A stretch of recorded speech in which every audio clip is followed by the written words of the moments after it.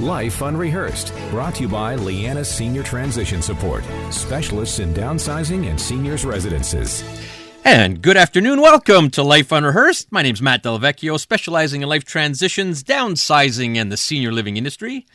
And I'm Corey Sirota, clinical social worker and psychotherapist specializing in grief and loss. Coming right up on the first half of today's show, we're going to be discussing food addiction and what the food manufacturers are doing to make sure we stay hooked. We'll have New York Times bestseller Michael Moss to explain some shocking details about how the processed food industry is exploiting consumers. Now, can't wait for that one, Corey. And not only is today the first day of spring, beautiful sunny day, we're going to give ourselves a little pat on the back, Corey. We've just wrapped up our 4th year of Life Unrehearsed. Today is beginning year 5, and we're celebrating it with our 200th show. So many thanks to all of you for being loyal listeners. We posted it on social media last night, Corey. Wasn't it fantastic? Yes. Tons and tons of feedback. So thank you.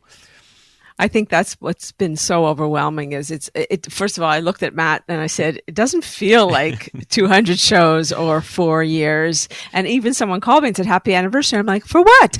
But it's really been very heartwarming, the comments and the support of everyone. So thank you so much. And we look forward to continuing to entertain and educate you in the future. And we love what we do. So thank you. You are the ones who keep us motivated. Corey, what do we have coming up on the second half? On the second half of today's show, we'll be talking to ex-NHL enforcer and tough guy, Brant Myers. What a story. He made millions of dollars and he blew it all on drugs and alcohol. He was the only player to be banned for life from the NHL. We're going to hear his harrowing tale of addiction and an astonishing path to recovery. Even I'm interested in that one, Matt. It will be interesting. That's coming up after the 3:30 news. All right. Been looking forward to hear from Michael Moss. He's the author of the #1 New York Times bestseller, Salt, Sugar, Fat, How the Food Giants Hooked Us. He's a Pulitzer Prize winning investigative reporter, formerly with the New York Times, a keynote speaker, and an occasional guest on shows like CBS This Morning, Dr. Oz, and The Daily Show. His new book, Hooked: Food, Free Will, and How the Food Giants Exploit Our Addictions. It was just released. It is fantastic. And we have Michael Moss on the line. Welcome to Life Unrehearsed. Hey, greetings from Brooklyn, and congrats to you on the 200th show. I'm so honored to start your 5th year.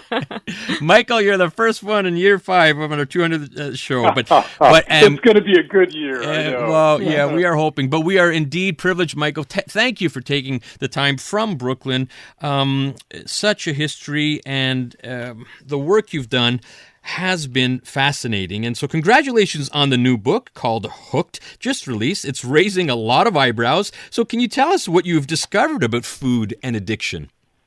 Yeah, and first I have to thank Montreal, because 2 of my kind of most influential sources in writing this book were at McGill, where there's, historically some incredible brain science work. So, So thank you so much for those two researchers.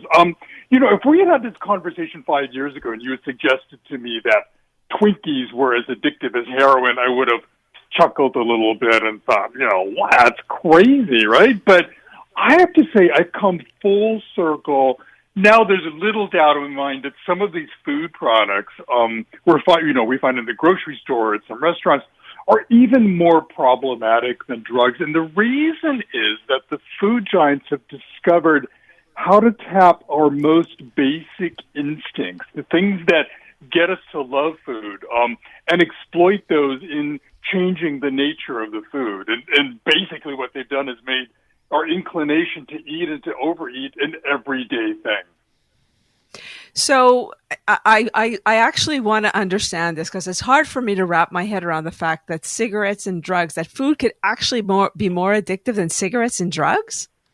Yeah, so one of the first things I did was go to the tobacco industry, because you have to remember for decades they denied that smoking was addictive. And then suddenly in the year 2000, they saw the light, they agreed, no ifs, ands, or buts about it. And that same year, the CEO of Philip Morris, largest tobacco company in North America, which also, by the way, was also the largest manufacturer of processed food in America, because it owned Kraft and General Foods and then Nabisco, was asked what his definition of addiction was. And he said, look, addiction is a repetitive behavior that some people find difficult to quit. And that is a perfectly apt definition for the relationship and the trouble that so many of us have, not only with processed food or that company's products, with all processed food in the grocery store. Speaking of the grocery store, and we're talking with Michael Moss here on Life Unrehearsed. Michael's New York Times bestseller just released an amazing book called Hooked. And as we're going as parents shopping for our kids, we're in the grocery stores or we're going to restaurants, Michael, it gets so confusing now. Even the diet foods, you're wondering, okay, is that good or bad for us now? So how do you tell good food from bad food in grocery stores and restaurants? Yeah, well, the stuff we're kind of talking about is called ultra-processed food or convenience food. It's really fast, which is one of the ways that food, one of the hallmarks of addiction is when a substance hits the brain really fast. And there's nothing faster than processed food in the way that it reaches the brain. They did some tests on just sugar, put some sugar on people's tongue, and it would send a signal to the brain that would send a signal back to their finger, and they'd push a button in less than a second, compared to, say, smoking, which takes about 10 seconds to sort of fully activate the brain, and alcohol and drugs are kind of somewhere in between. So one of the things to look for when you're shopping or thinking about food is how is this like fast food or fast groceries? And does this thing I'm eating, even resemble kind of the food stuffs that it was made from, which is another characteristic of these problematic products, is that they're so highly refined and engineered that you really can't even tell what they're made with. So my understanding is that for part of your research, I guess, you underwent a brain scan to test for food addiction?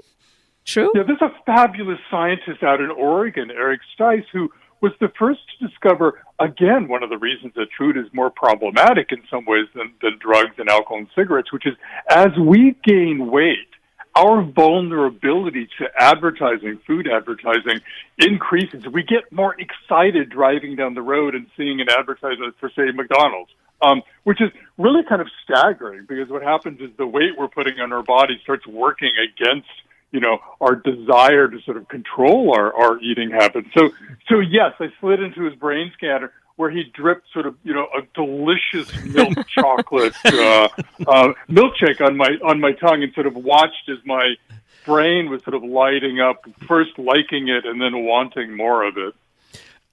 Unbelievable! Could you imagine? Yeah. I think we all need one of those things, maybe to help influence us, or not. Exactly. I'm scary. Yeah. Well, yeah, and just go back to cigarettes for a second. I spent time with the former chief lawyer for Philip Morris. He's told me how he could smoke one cigarette a day, in a business meeting, put the pack away, and have no inclination to pull it out again until the next day. Didn't smoke at home, didn't smoke outside of the office at all. But he couldn't go near one of his company's Oreos, which Philip Morris made at the time, for fear of opening the bag and eating half of it. These products are incredibly powerful, and again, the way they're doing it is not just kind of the salt, sugar, fat, which I wrote about in the first book.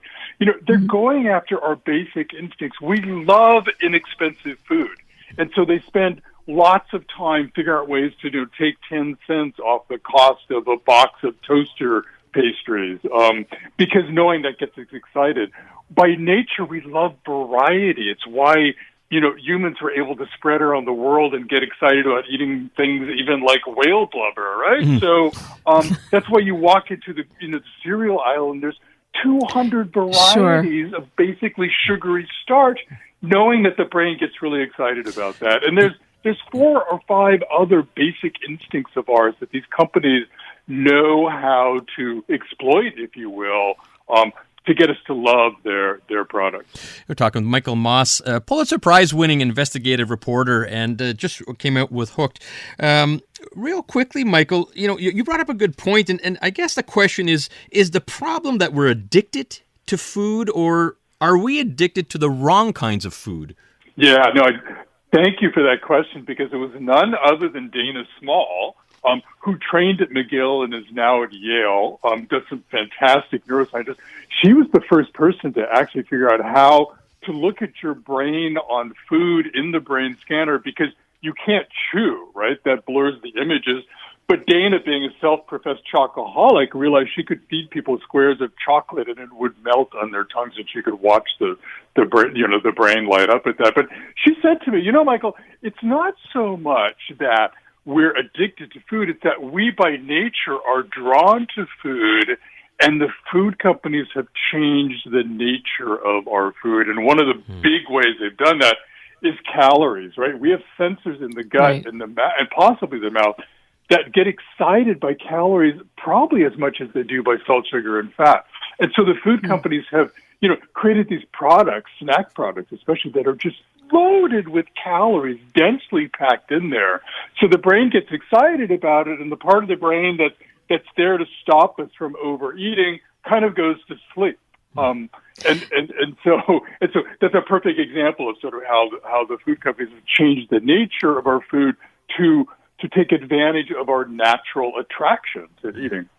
So this is fascinating to me, and I want to talk about it more. We have to head out to a traffic break, but when we come back, we're going to talk about the fact that PepsiCo used brain scans to assess how much we love soda and then pulled the plug on the research. So when we come back from our CJD Traffic Center update. Life Unrehearsed, brought to you by Leanna Senior Transition Support, specialists in downsizing and... To Life Unrehearsed, I'm Corey Sirota. My co-host Matt Del Vecchio is watching me bop up and down through Facebook because I love that song. I now go think how bad it is, but I do love that song. We are talking with #1 best New York Times best-selling author and Pulitzer Prize winning investigative reporter Michael Moss about some really, on the one hand I want to say fascinating, on the other hand I want to say disturbing information, but actually I'm going to say important information about the food industry. I understand that you are aware of a study or a brain scan that was done through PepsiCo. They had to assess how much we love soda, and then you learned that they were pulled the plug on the research because it came up with some very troubling findings. Yeah, I think this is sort of a cautionary tale of what happens when sort of we let industry perform, important health studies so important to our health. So PepsiCo, just starting a few years ago, like a lot of these big companies, was trying to do the right thing by us and come up with new formulations of their products that had less sugar in them, including soda. And so they did some brain scans with that great objective in mind. But the studies sort of started turning up troubling data and results that kind of reflected on how it is we get hooked on sort of full sugar soda and our relationship to sweet taste in these products. And instead of allowing the research to continue, Pepsi cut the funding and basically shifted away from its attempt to create these healthier versions of products. In part because, look, I mean, I don't see these companies as this evil empire that intentionally set out to make us ill on its products. I mean, their companies do what all companies want to do, which is in their view, they're beholden to shareholders as well as consumers. So it's a struggle for them because in some ways they're even more hooked, on salt, sugar, fat, and convenience and cheapness than we are. Yeah, I think at the heart of it, and it's clear in this book and your previous book, it really is about addiction. And Michael, you might have heard our second half guest we're also, as an ex-NHL player, we're going to be talking about alcohol and drug addiction and get his input and advice. But when it comes to food addiction, this affects many, many people. What advice, after all the research you've done, what advice can you give to those that are suffering from food addiction? Yeah, so one of the reasons I did the book was to see if I could, if there are any lessons to be drawn from the world of alcohol and drugs and smoking. And I think one of them is that these cravings for these food products can come on so hard and so fast that when you're in the throes of it, you're helpless. You lose free will. And so you need to do some planning. And so, if you're just getting like a 3 p.m. craving for cookies, no matter what your strategy is, whether it's to get up and stretch or call a friend or eat something else like a handful of nuts, you pretty much need to be executing that strategy at 2:55 in order to get ahead of the craving. And I think that's a real lesson from from drug addiction, which is, this is not a matter of a lack of free will on anyone's part. These substances are so powerful, they rob us of our free will, and we have to outthink them. Oh, interesting. That's Michael Moss. He's the New York Times bestselling author and Pulitzer Prize winning investigative reporter. His recent book, Hooked, Food, Free Will, and How the Food Giants Exploit Our Addictions, was just released, and he's sharing a lot of very important information with us. I was just wondering how the food companies have been responding to the concern that these products are addictive. Yeah, and again, it's a little bit troubling, right? Because starting a few years ago, more and more people started caring about what's putting in their bodies, their health relating to food. The companies seemingly started to respond by cutting back on salt, sugar, fat.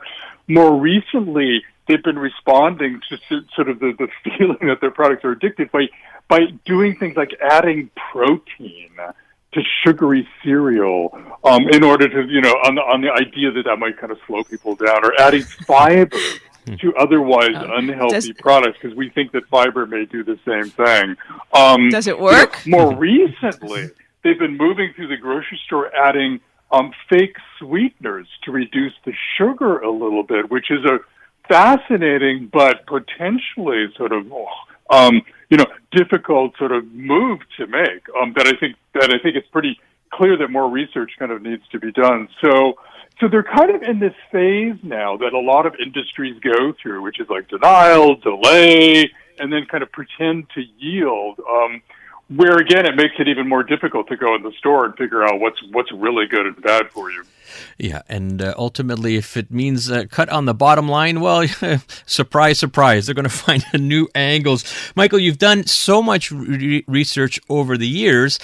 You know what? I think people look up to you personally in terms of your own eating habits. Have they changed now that you know so much? Oh, I knew you were going to ask that. So the other thing I'm about is not avoiding all processed food. Look, I've got two boys who are like walking bliss points for sugar. There's no way we can say no, to everything. But we're about sort of, turning the tables on the companies and finding ways to take advantage of things like convenience. And so, for example, instead of buying sugary spaghetti sauce in the jar, I make my own, and it's so easy to take a can of whole plum tomatoes and make a delicious spaghetti sauce in not very much time at all. And so by the way, too, we recently cut back on drinking sugary soda in our house by switching to plain seltzer, because there's some fascinating science about how the brain gets excited by bubbles almost as much as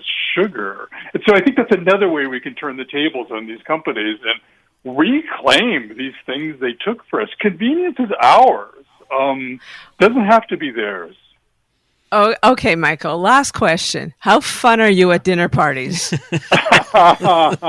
People do get worried when they take me out to dinner, right? We haven't done that lately, so I've kind of forgotten about that. But look, I tend to eat anything, and these days I'm training for some big physical stuff, and so I'm consuming huge amounts of calories. So I'm not too focused on my own diet. Look, I want to get to the point where I don't have to think about the food, right? I mean, who wants to pay all this attention to what we're eating?